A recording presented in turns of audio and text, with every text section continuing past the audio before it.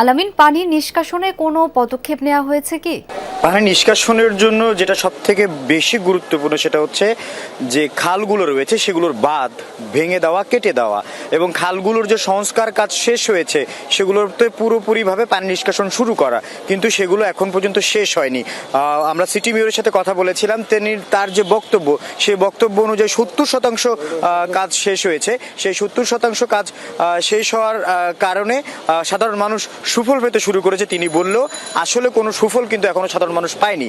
4টি সংস্থার প্রায় 14,000 কোটি টাকার জলাবদ্ধতা নিরসনের মেগা প্রকল্প, এই প্রকল্পের সুফল মানুষ এখন পর্যন্ত চোখে দেখেনি, বরং গতবারের তুলনায় এবার আরো জলাবদ্ধতা প্রকট আকার ধারণ করেছে। এবং গতবার আমরা যেটা দেখেছিলাম, বৃষ্টি পড়ার সাথে সাথে হয়তো ঘন্টা দুয়েকের মধ্যে পানিগুলো নেমে যেতে দেখেছি, তবে এইবার সেই চিত্র আমরা দেখতে পাচ্ছি না। এবং এবারে যে চিত্র আমরা দেখতে পাচ্ছি সেটা হচ্ছে যে ঠিক সকাল থেকে এখন পর্যন্ত টানা 4 ঘন্টা হয়তো বর্ষণ হয়েছিল।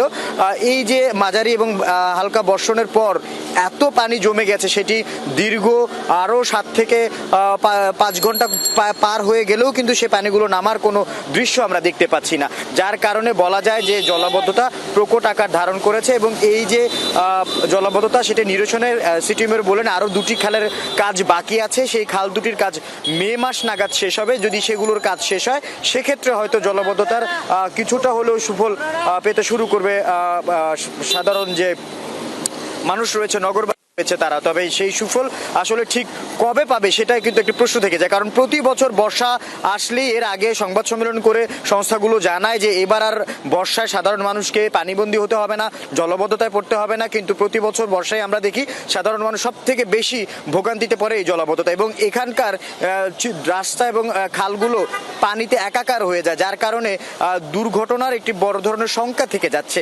প্রতি বছরই আমরা দেখি যে খাল নালায় পড়ে মানুষ মারা যাচ্ছে, শিশু নিখোঁজ হচ্ছে, মৃত অবস্থায় উদ্ধার করা হচ্ছে।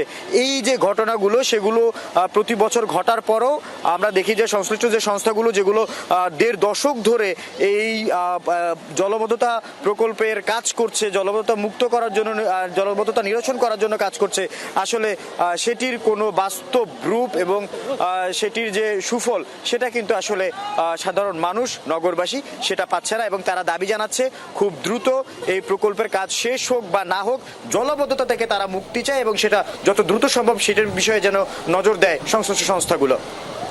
অনেক ধন্যবাদ আলামিন আপনাকে।